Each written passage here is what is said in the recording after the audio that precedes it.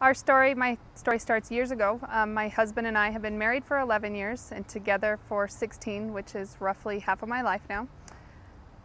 He has always been a drinker, but working in the oil field, he became increasingly more of a drinker, which I tried to ignore. We had 3 sons together, which made it a lot easier to ignore his drinking because I was so focused on our babies. Then December 30th of this year, my husband came home intoxicated when I was supposed to be going to work. It was about 6:30 at night. I worked night shifts as a nurse, and he showed up and had a friend driving him, which is unusual in itself. And when I went outside and got upset, I told him that I was going to divorce him and that I just couldn't do it anymore. So he proceeded to stay with his friends and drink more. I took my kids to a babysitter and went to work. About 11:30 that night, I got a phone call from the sheriff's office telling me to either come get my husband or he was going to jail.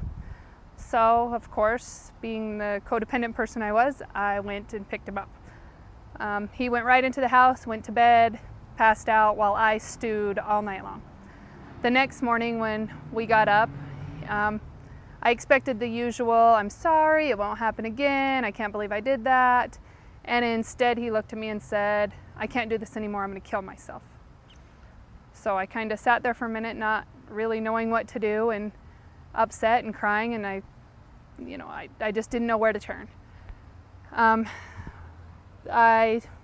He went downstairs and I told him, there's no choice here. You either go get help or I'm calling the police. And he told me that go ahead and call the police, but he'd be dead before they got there. And I had no doubt in my mind that he would be.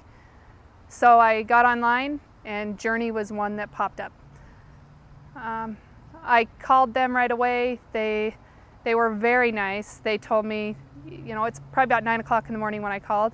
They told me, "Here's the list of stuff you need, get it in a bag and bring him down. By 1 o'clock we'll have a spot open, we're ready for you."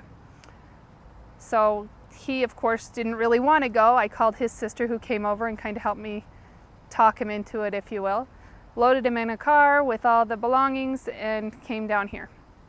When I got here, we were greeted at the front door by a very nice man and a lady named Linda who helped me fill out all the paperwork, who took our insurance information, who took the payment, who explained everything to me, where he'd be staying, how things would go, that I couldn't talk to him for the first week or so. Then I left, of course, crying uncontrollably while he sat there stunned that I dropped him off in the first place.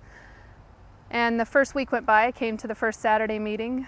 Ryan was very quiet. He didn't have a lot of interaction with me. He just sat there pretty solemn. And I went to one of the counselors and told him, this isn't how you can leave my husband. I don't know what to do with him. It's been 5 days. I wanted him better. And she just kept telling me, give it time. Each week was a vast improvement.